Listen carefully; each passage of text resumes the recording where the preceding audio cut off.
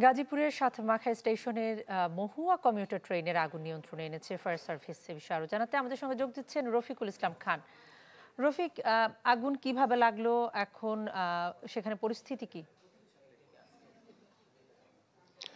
কণা, আসলে মহুয়া এক্সপ্রেস ট্রেনের যে পাওয়ার পাওয়ার ইটা রয়েছে, পাওয়ারের যে বগিটি, সেই বগিতে মূলত আগুনের ঘটনা ঘটে। Vision hot and cool AC 4-ওয়ে সলিনয়েড ভালভ টেকনোলজিতে হিটিং ও কুলিং দুই মোডেই কাজ করে সমানভাবে। Vision hot and cool AC.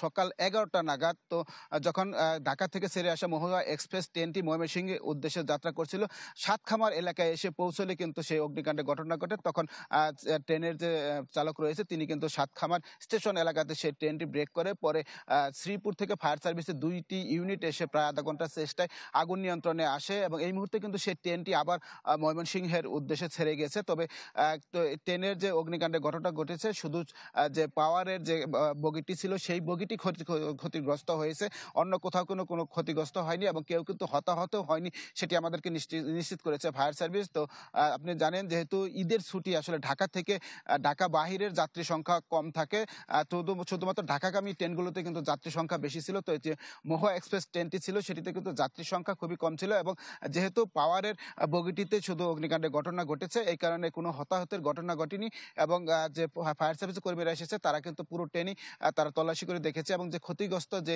বগিটি ছিল সেই বগিও তারা তল্লাশি করেছে, কোনো হতাহতের ঘটনা ঘটেনি এবং সেই ট্রেনটি পুনরায় আবার ময়মনসিংহের উদ্দেশ্যে ছেড়ে গেছে এবং আধা ঘন্টা পর কিন্তু 1 ঘন্টা পর আবার রেল লাইনটি স্বাভাবিক হয়েছে, এখন স্বাভাবিকভাবে ট্রেন চলাচল করছে। এই ছিল এখান থেকে সর্বশেষ খবর।